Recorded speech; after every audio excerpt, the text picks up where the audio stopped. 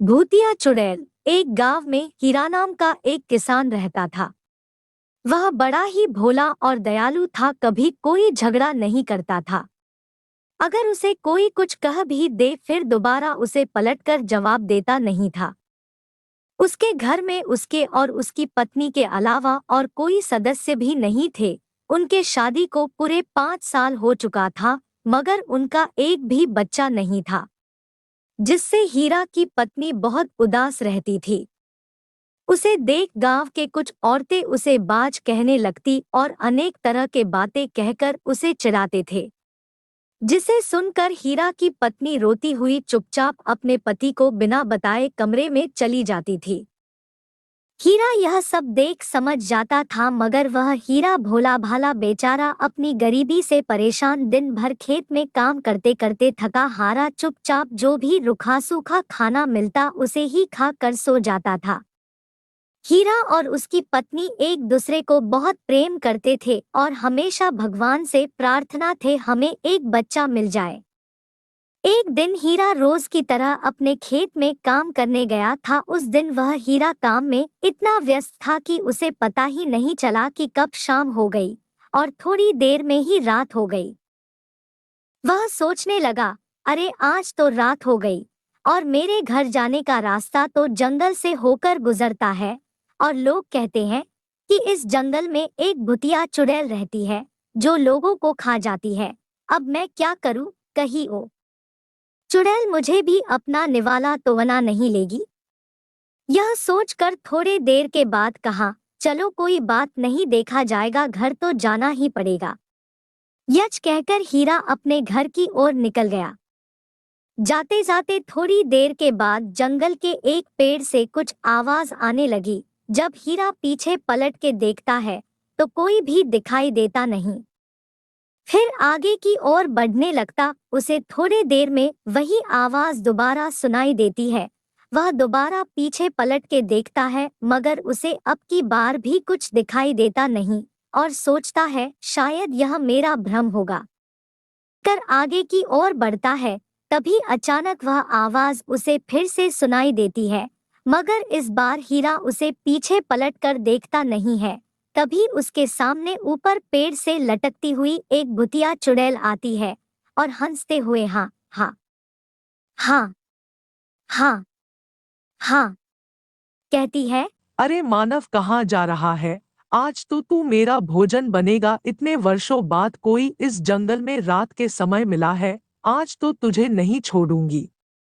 यह देख हीरा डर के मारे कांपने लगता है और कहता है, नहीं, मुझे छोड़ दो चुड़ैल जी। घर में मेरी पत्नी मेरी राह देख रही है।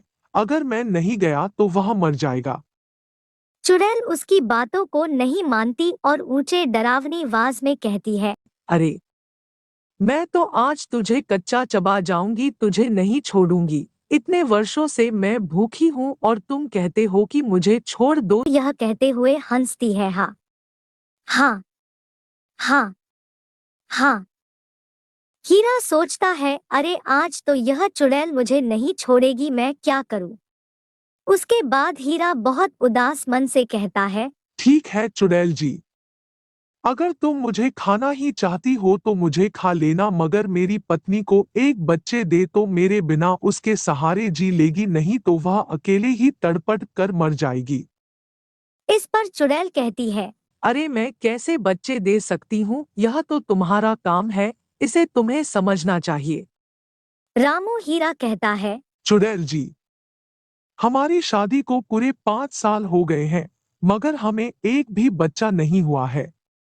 यह सुनकर भुतिया चुड़ैल बहुत दुखी हो जाती है और कहती है, अरे मानव, यही दशा मेरी भी हुई थी। जब मैं शादी होकर आई तो मेरे से भी कोई बच्चा पैदा नहीं हुआ। इस पर मेरे ससुराल वाले और मेरे पति मुझे बहुत प्रताड़ित करते थे और मुझे बहुत सताते थे।